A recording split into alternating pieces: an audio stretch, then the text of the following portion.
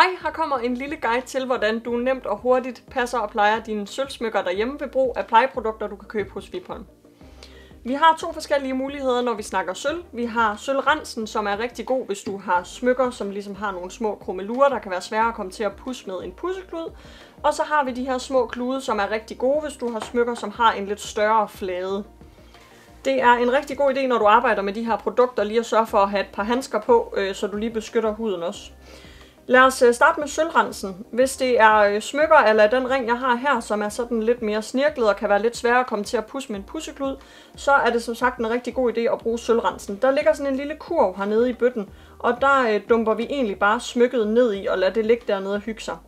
Det skal have lov at ligge dernede i cirka 1-2 minutter, afhængig af hvor beskidt dit smykke er. Men husk endelig ikke at efterlade det dernede alt for længe. Det kan altså danne sådan en lille hinde over smykket, som kan være rigtig svær at pudse af igen. Når så dit smykke har ligget i sit lille bad her i 1-2 minutter, så tager du det egentlig bare op af den her lille kurv. Det er vigtigt at sørge for at få skyllet dit smykke godt efterfølgende, så du får skyllet det her sølvrens af. Når så du har fået den skyllet under den rindende hane, så tør du egentlig bare dit smykke af, og så har du fået et nyt fint smykke igen.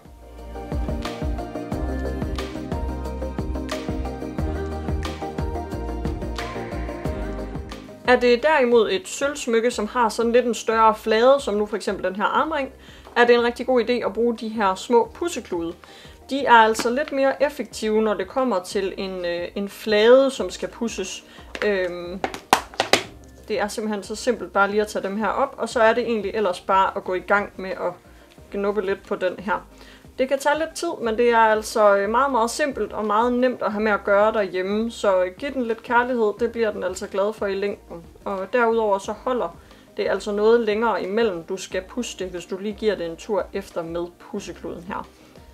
Og jeg kan se, at vi begynder faktisk allerede at kan se resultater her ret hurtigt, så de er altså vældig effektive, de her.